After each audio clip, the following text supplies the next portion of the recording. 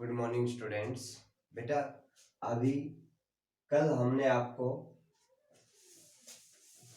Magnetic field के अंदर किसी भी चार्ज पार्टिकल के ऊपर जो फोर्स लगता है उसके बारे में पढ़ाया था। आज हम आपको पढ़ाने वाले हैं लॉरेंज फोर्स। सभी हेडिंग डालें, लॉरेंज फोर्स।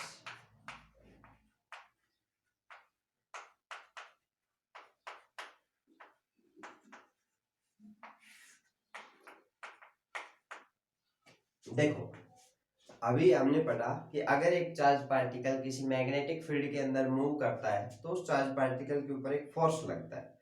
अगर चार्ज पार्टिकल की वेलोसिटी और मैग्नेटिक फील्ड के बीच जो एंगल है अगर वो थीटा है या 90 है तो उसके ऊपर फोर्स लगता था F is to Q V P sine theta. Clear. अब यहाँ पर हम पढ़ने वाले हैं कि अगर एक चार्ज पार्टिकल एक ऐसे रीजन, एक ऐसे स्पेस में एंटर करे जहां पर मैग्नेटिक फील्ड के साथ साथ इलेक्ट्रिक फील्ड भी हो, तो उस चार्ज पार्टिकल के ऊपर कितना फोर्स लगेगा, और वो जो फोर्स होगा उसी फोर्स को हम क्या कहेंगे, लॉरेंज फोर्स। यानी आप एक लाइन लिखे, Lorentz force is defined as the force experience by a charge particle due to magnetic field as well as electric field. अभी देखिए, अगर हमारे पास एक चार्ज पार्टिकल है जिस पर चार्ज है Q,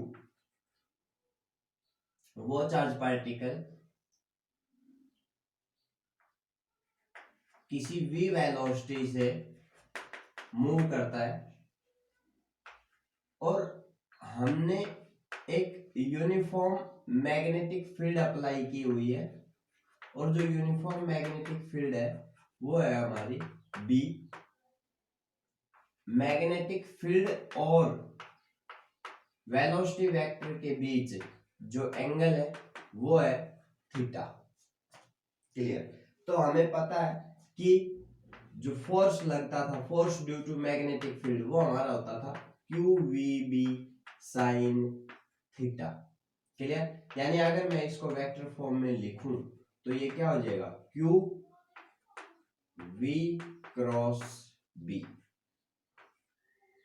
क्लियर। तो ये मैग्नेटिक फोर्स है उस चार्ज पार्टिकल के ऊपर। दूसरा, अगर हम लेकर चले कि हमने एक इलेक्ट्रिक फील्ड भी अप्लाई की हुई है, और जो इलेक्ट्रिक फील्ड है वो है E। अब इलेक्ट्रिक फील्ड के कारण इस चार्ज पार्टिकल पर जो फोर्स लगेगा, जिसको आप इलेक्ट्रिक फोर्स कहते हैं, वो क्या होगा, Fe।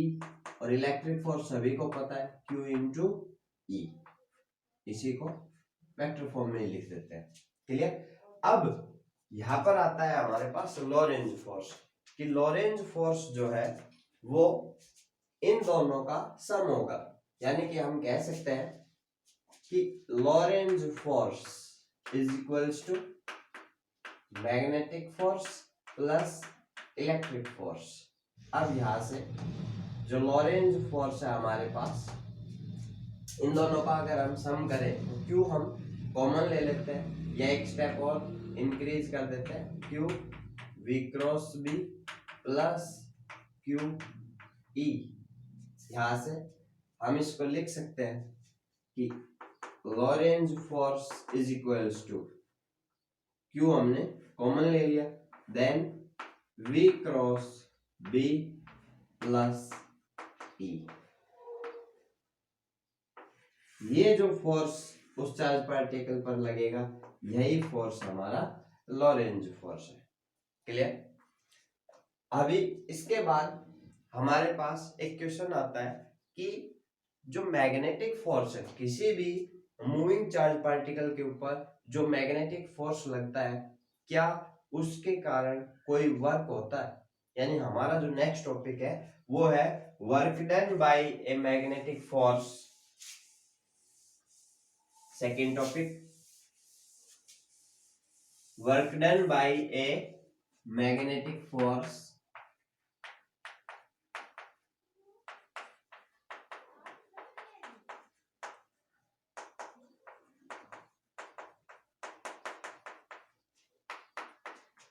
work done by magnetic force on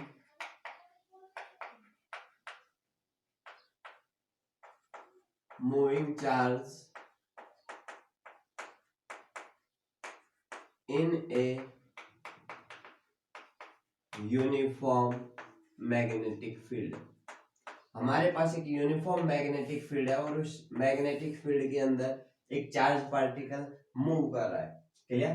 तो हम फाइंड आउट करेंगे कि उस मैग्नेटिक फील्ड के कारण चार्ज पार्टिकल पर जो फोर्स लगता है उसके कारण कुछ वर्क होता है या नहीं होता। क्लियर? अभी सबसे पहली बात हमारे पास आती है कि जो फोर्स लगता है वो होता है F is equals to Q we B sine theta. यहां से हम इसको वेक्टर फॉर्म में लिख सकते हैं कि F is equals to Q we cross B, cross product क्योंकि साइन थीटा है। अब यहां से आप देख सकते हैं कि जो फोर्स लग रहा है वो जिस प्लेन में चार्ज पार्टिकल मूव कर रहा है उस प्लेन के परपेंडिकुलर डायरेक्शन में। क्लियर? तो पहली बात हमें यही से पता चल गई कि भाई जो फोर्स है वो मोशन के परपेंडिकुलर है, यानी कि चार्ज पार्टिकल अगर इस प्लेन में मूव कर रहा है तो फोर्स, मैग्नेटिक फोर्स इस डायरेक्शन में है। दोनों के बीच एंगल 90 डिग्री है, यानी कि वर्क डन 0 होगा। ओके, सेकंड केस हम लेकर चलते हैं कि यहां से F is equals to Q we cross B. अगर हम लिखे देन F डॉट V, मैं फोर्स और वेलोसिटी वेक्टर का डॉट प्रोडक्ट कर रहा हूं। अब यहां पर आपको सिंपल पता ही है कि फोर्स और वेलोसिटी वेक्टर के बीच एंगल 90 डिग्री है, यानी कि इन दोनों का डॉट प्रोडक्ट 0 आएगा। तो हम इसको लिख सकते हैं Q V cross B dot V, और जो कि किसके बराबर आएगा 0। यानी यहां से हमारे पास एक इक्वेशन आई कि अगर हम फोर्स और वेलोसिटी वेक्टर का डॉट प्रोडक्ट ले तो वो हमारे पास 0 आएगा। ये हमारी फर्स्ट इक्वेशन है। क्लियर? अब इसके बाद हम अप्लाई करते हैं कि according to Newton second rule, Newton ने जो सेकंड रूल हमें दिया था उसमें उन्होंने ये कहा था कि rate of change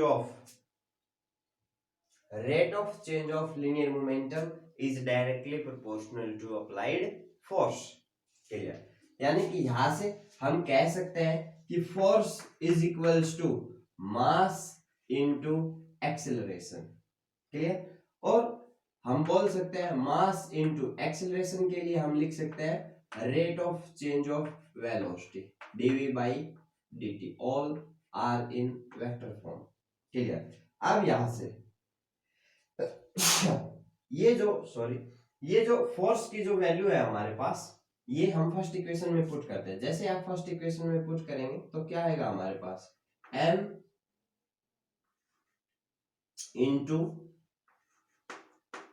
dv by dt dot v is equals to 0। Starting में हमने जो फर्स्ट इक्वेशन ली थी उसमें हमने डायरेक्ट इसको पुट कर दिया। यहां से m into dv upon dt dot v is equals to 0। यहां से हम क्या करते हैं, इसको 2 से मल्टीप्लाई करते हैं और 2 से डिवाइड कर देते हैं। 2 से मल्टीप्लाई एंड 2 से डिवाइड, यानी मैं इसको लिख सकता हूं m by 2 into 2 dv by dt dot v is equals to 0।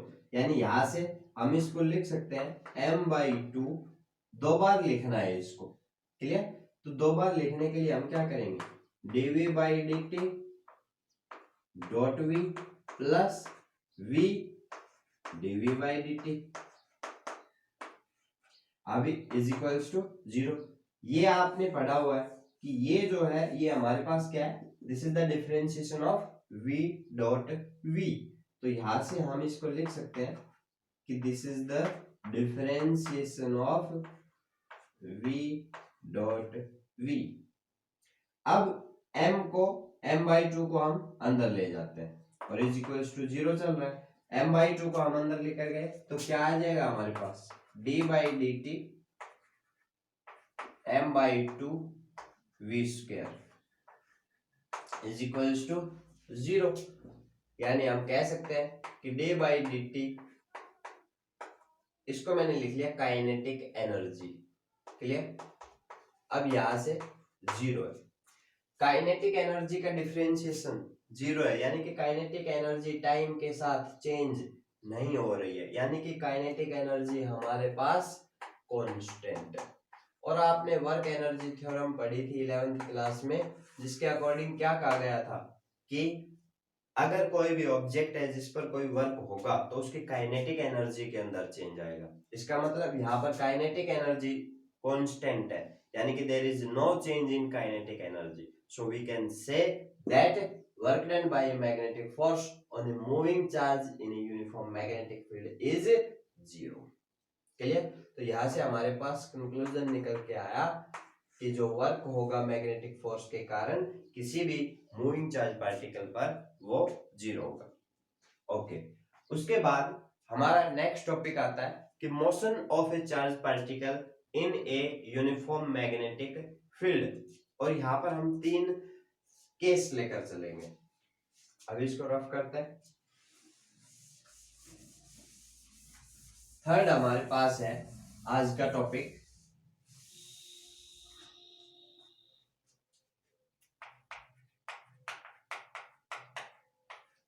Motion of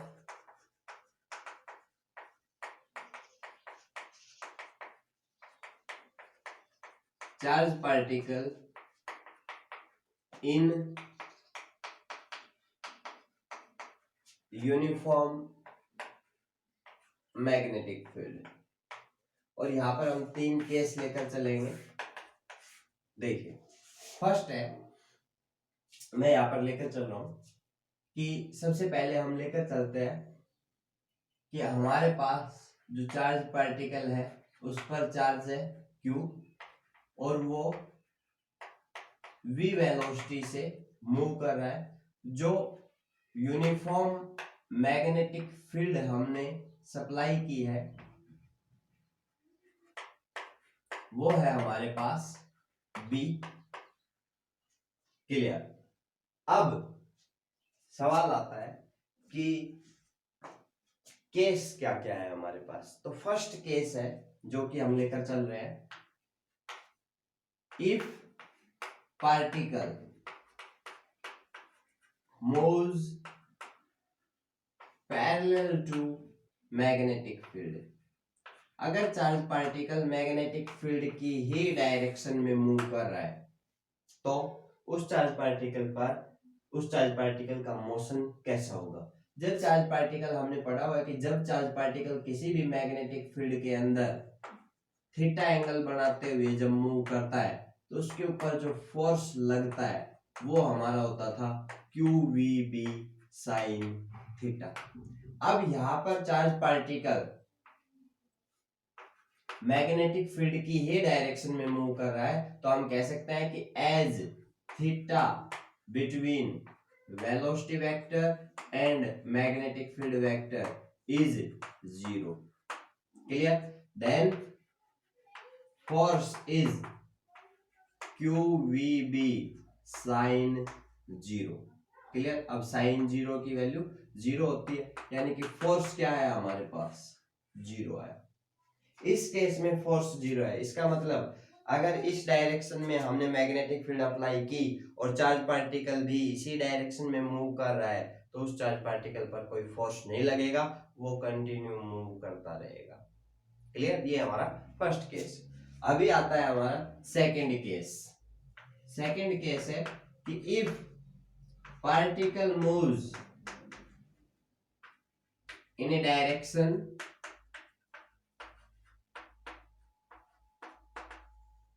perpendicular to magnetic field.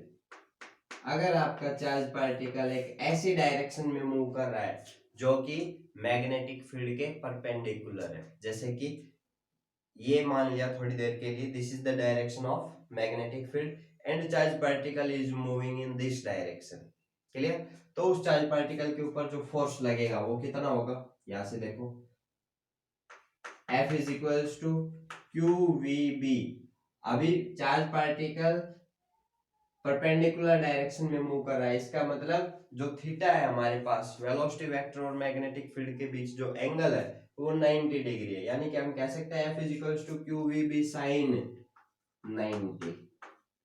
Sign 90 की वैल्यू 1, यानी फोर्स है क्यू वी बी। लेकिन अगर इसको वेक्टर फॉर्म में लिखें तो ये जो फोर्स है ये क्या है, q we cross B. Clear.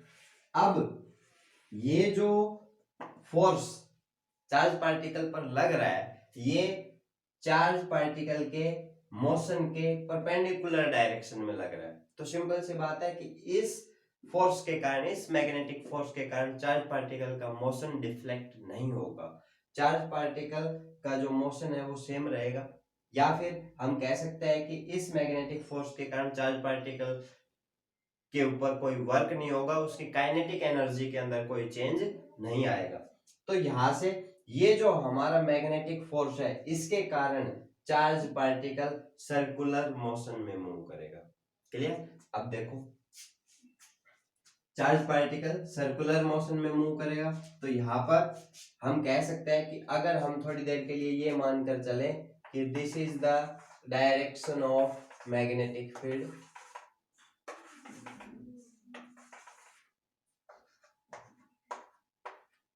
ये हमारे पास मैग्नेटिक फील्ड की डायरेक्शन है और चार्ज पार्टिकल इस तरीके से एंटर करता है बिल्कुल मैग्नेटिक फील्ड के परपेंडिकुलर। यहाँ पर एंगल 90 है। इसका मतलब जो चार्ज पार्टिकल ऐसे एंटर किया, अभी जैसे ही वो यहाँ पर एंटर करेगा मैग्नेटिक फील्ड के अंदर एंटर करते ही चार्ज पार्टिकल इस तरीके से सर्कुलर मोशन में मूव करना स्टार्ट कर देगा। अब जैसे ही चार्ज पार्टिकल सर्कुलर मोशन में स्टार्ट करेगा उसके ऊपर जो मैग्नेटिक फोर्स लग रहा है वो क्या है, क्यू वी बी। दूसरी बात, जब चार्ज पार्टिकल सर्कुलर मोशन में मूव कर रहा है, अगर इस सर्कल की रेडियस स्मॉल आर है और चार्ज पार्टिकल v वेलोसिटी से मूव कर रहा है और हम थोड़ी देर के लिए मानकर चलते हैं कि जो चार्ज पार्टिकल का जो मास है वो स्मॉल m है, तो उस सर्कुलर मोशन में उस चार्ज पार्टिकल के ऊपर जो सेंट्रीपिटल फोर्स लग रहा है वो किसके बराबर होगा, क्यू वी बी। यानी यहां से हम कह सकते हैं कि m v square upon r is equal to Q we B. एक v से v कैंसिल, यानी यहां से अगर हम r को फाइंड आउट करें तो हमारे पास r होगा mv upon B q. This is the radius of the circle. और यहां से आप देख सकते हैं कि जो रेडियस ऑफ सर्कल है वो इनवर्सली प्रोपोर्शनल है इसके स्पेसिफिक चार्ज के। अभी ये स्पेसिफिक चार्ज क्या होता है, स्पेसिफिक चार्ज के इनवर्सली प्रोपोर्शनल है, यानी कि हम कह सकते हैं कि R is inversely proportional to the ratio of charge and mass. Charge और मास का जो रेशियो होता है उसको हम स्पेसिफिक चार्ज बोलते हैं। तो यहां से हम कह सकते हैं Q बाई M। क्लियर। अब ये हमारे पास रेडियस है। अगर हम इस सर्कुलर मोशन का टाइम पीरियड कैलकुलेट करना चाहें, कि हमने रेडियस कैलकुलेट की है, अगर हम टाइम पीरियड कैलकुलेट करें जिसको हम कैपिटल टी से रिप्रेजेंट करते हैं, ये जो डेफिनेशन है ये आप सिंपल लिख ही सकते हैं। टाइम पीरियड क्या होता है, it is the time taken to complete one revolution around a circular path. Clear. अब यहाँ से ये जो टाइम पीरियड है ये हमारे पास क्या होगा भाई, जितनी उसने डिस्टेंस कवर की और जो उसकी स्पीड है डिस्टेंस अपॉन टाइम। अब डिस्टेंस कितनी कवर की, 2 pi are divided by speed क्या है उसकी v। यानी यहां से हम कह सकते हैं कि 2 pi upon v into R की वैल्यू, आर की वैल्यू है हमारे पास M we upon B Q. V से v कैंसिल, यानी कि हम कह सकते हैं कि जो टाइम पीरियड ऑफ रिवॉल्यूशन है वो हमारे पास क्या आएगा, 2 pi m upon B q. This is the time period of revolution of that charge particle in this circular motion. अब ये हमारे पास टाइम पीरियड आ गया। यहाँ से हम फ्रीक्वेंसी भी कैलकुलेट कर सकते हैं। सभी को पता है कि फ्रीक्वेंसी जो है वो टाइम पीरियड की रेसिप्रोकल होती है। क्लियर। यानी कि यहाँ से हम कह सकते हैं की जो फ्रीक्वेंसी है हमारे पास वो क्या होगी, इसका रेसिप्रोकल, यानी कि VQ/2πm। This is the frequency of that charge particle. अब इसके बाद हमारे पास इसी में एक तीसरा केस भी आता है कि अगर चार्ज पार्टिकल ना तो मैग्नेटिक फील्ड की डायरेक्शन में मूव करे, ना मैग्नेटिक फील्ड के परपेंडिकुलर डायरेक्शन में मूव करे, चार्ज पार्टिकल एक ऐसी डायरेक्शन में मूव कर रहा है जो कि मैग्नेटिक फील्ड के साथ थीटा एंगल बना रही है। क्लियर? तो उस केस में हम क्या करेंगे, अभी इसको रफ करते हैं।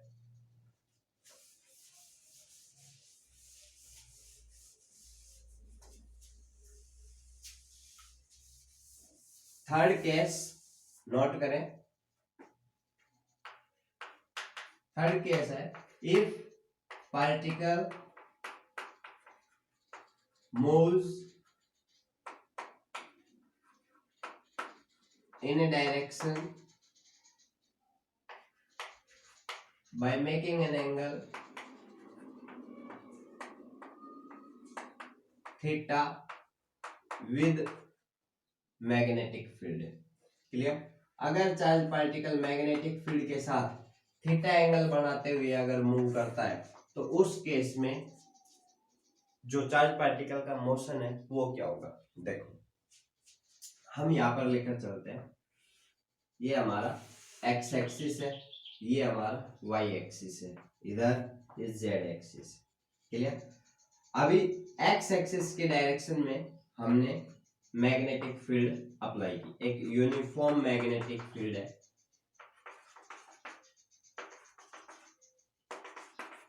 Clear? This is the direction of uniform magnetic field. अभी जो चार्ज पार्टिकल है वो मैग्नेटिक फील्ड के साथ, चार्ज पार्टिकल मैग्नेटिक फील्ड के साथ थीटा एंगल बनाते हुए मूव कर रहा है, यानी ये चार्ज पार्टिकल की क्या है, वेलोसिटी वेक्टर है। क्लियर? अब वेलोसिटी वेक्टर मैग्नेटिक फील्ड के साथ थीटा एंगल बना रहा है, यानी एक्स एक्सिस के साथ थीटा एंगल बना रहा है, तो हम क्या कर सकते हैं, कोई भी वेक्टर क्वांटिटी है उसके रेक्टेंगुलर कंपोनेंट कर सकते हैं। तो यहां से अगर हम वेलोसिटी के रेक्टेंगुलर कंपोनेंट करें, एक कंपोनेंट इधर होगा v cos थीटा, एक कंपोनेंट इधर होगा v sin थीटा। सिंपल हमने बता रखा है कि जिसके साथ एंगल बनता है उसके साथ हमें cos थीटा लेना है, जिसके साथ एंगल नहीं बनता उसके साथ हमें sin थीटा लेना है। अब यहाँ से ये v cos थीटा कंपोनेंट है, अब यहाँ से आप देख सकते हैं कि v cos थीटा कंपोनेंट तो मैग्नेटिक फील्ड की ही डायरेक्शन में हो गया, यानी v cos थीटा कंपोनेंट के कारण इस चार्ज पार्टिकल पर कोई फोर्स नहीं लगेगा, कोई मैग्नेटिक फोर्स नहीं लगेगा। लेकिन जो दूसरा कंपोनेंट है v sin थीटा, इसके कारण चार्ज पार्टिकल पर फोर्स लगेगा। तो यहां से हम कह सकते हैं कि v sin थीटा जो कंपोनेंट है जो कि मैग्नेटिक फील्ड के परपेंडिकुलर है वो है हमारा v sin थीटा। अब इसके कारण जो चार्ज पार्टिकल पर फोर्स लगेगा वो क्या रहेगा, q v b sin theta, या फिर आप इसको लिख सकते हैं q v sin theta into b और इंटू v sin थीटा और मैग्नेटिक फील्ड के बीच एंगल कितना, 90, sin 90 1, उसको हमने यहाँ पर हटा दिया। तो ये फोर्स लग रहा है इस चार्ज पार्टिकल पर, और ये जो फोर्स है ये फोर्स परपेंडिकुलर डायरेक्शन में है, तो इसके कारण चार्ज पार्टिकल की वेलोसिटी चेंज नहीं होगी। ये जो फोर्स है यही फोर्स रिस्पॉन्सिबल है, इस फोर्स की वजह से ही चार्ज पार्टिकल सर्कुलर मोशन में मूव करेगा। और किस डायरेक्शन में, अगर आपने मैग्नेटिक फील्ड एक्स एक्सिस के अलोंग ली है तो जो चार्ज पार्टिकल का जो मोशन होगा वो वाई जेड प्लेन में होगा। अगर मैग्नेटिक फील्ड इस डायरेक्शन में है तो चार्ज पार्टिकल का मोशन जो है वो सर्कुलर मोशन इस वाई जेड प्लेन में होगा। तो यहाँ पर हम लेकर चलते हैं कि जो चार्ज पार्टिकल का मोशन है वो वाई जेड प्लेन में है, और उसके ऊपर जो सेंट्रीपिटल फोर्स लग रहा है वो देखो इस के कारण ये चार्ज पार्टिकल इस तरीके से मूव करेगा।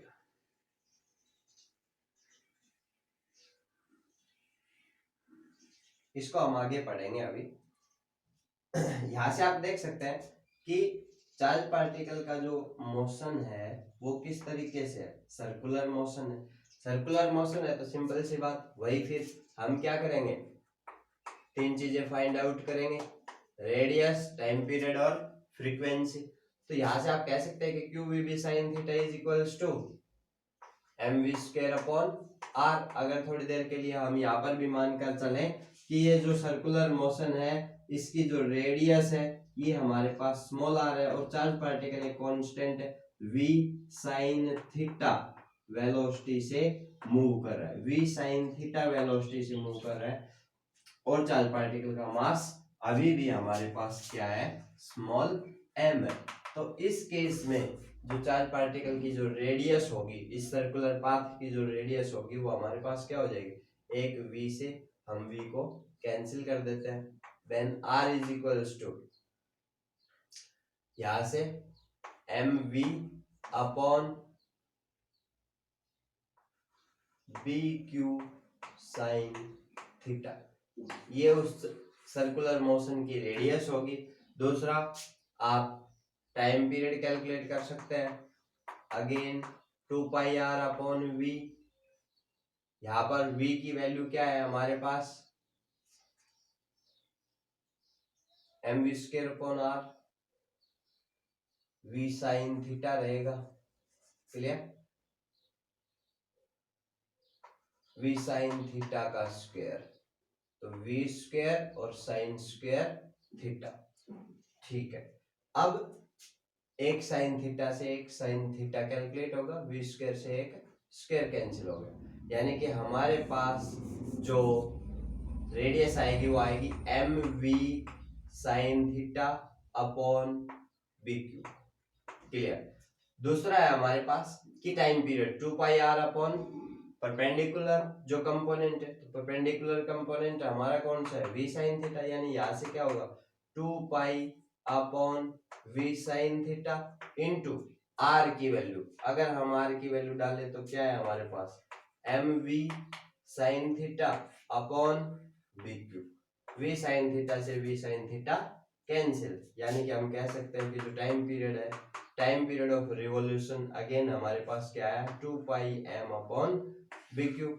यहाँ से अगेन आप फ्रीक्वेंसी कैलकुलेट कर सकते हैं which is the reciprocal of the time period. यहाँ से हम लिखेंगे कि frequency is equals to B q upon 2 pi m।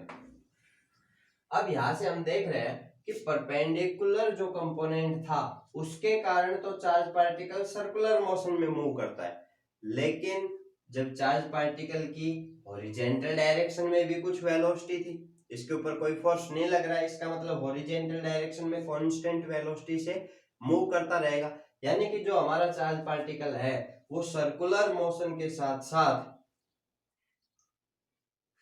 Horizontal direction में भी मूव कर रहा है, यानी कि चार्ज पार्टिकल का जो मोशन है वो कैसा है, जैसे एक स्प्रिंग होती है, क्लियर, स्प्रिंग की लेंथ भी होती है और वो सर्कल की शेप में भी होती है। तो चार्ज पार्टिकल का motion circular as well as horizontal या लीनियर मोशन, क्लियर। तो यहां से हम कह सकते हैं कि चार्ज पार्टिकल का जो मोशन है वो हमारे पास सर्कुलर प्लस लीनियर दोनों है, और यहां से हम इन दोनों के लिए एक वर्ड यूज करेंगे हेलिकल पाथ, यानी चार्ज पार्टिकल जो है वो एक हेलिकल पाथ में मूव करता है, हेलिक्स की फॉर्म में मूव करता है, क्लियर। जब सोलिनॉइड किया था तो ये वर्ड आया था हेलिक्स, क्लियर। अब सवाल आता है कि ये यहाँ चार्ज पार्टिकल सर्कुलर मोशन में है तो लीनियर डिस्टेंस कितनी कवर करेगा, कुछ दूरी तय करेगा ये, तो यहाँ पर जो linear distance charge particle cover करता है वो हमारे पास क्या होगी, linear distance covered by the charge particle in time equal to time period of revolution, ध्यान से समझे, the linear distance covered by the charge particle in time equal to time period of revolution is called pitch of helix, clear. ये जो linear distance charge particle, ये जो linear distance charge particle T time में cover करेगा, इसको हम बोलते हैं पिच ऑफ हेलिक्स। और ये लीनियर डिस्टेंस कितनी होगी? स्पीड क्या है? v cos theta. और टाइम क्या है? Time period of revolution. Speed into time, distance, ये जो लीनियर डिस्टेंस है यही पिच होगी। और हम इसको क्या लिख सकते हैं? v cos theta into T, यानी कि 2 pi m upon B q. यानी हम लिख सकते हैं 2 pi m v cos theta upon B q. ये जो डिस्टेंस होगी, इस डिस्टेंस को ही हम बोलते हैं पिच ऑफ हेलिक्स। क्लियर? तो ये हमारा टॉपिक था, थोड़ा लेंथी था, कंप्लीट हो गया। कल हम कुछ और टॉपिक्स के साथ आएंगे। Thank you. आप पढ़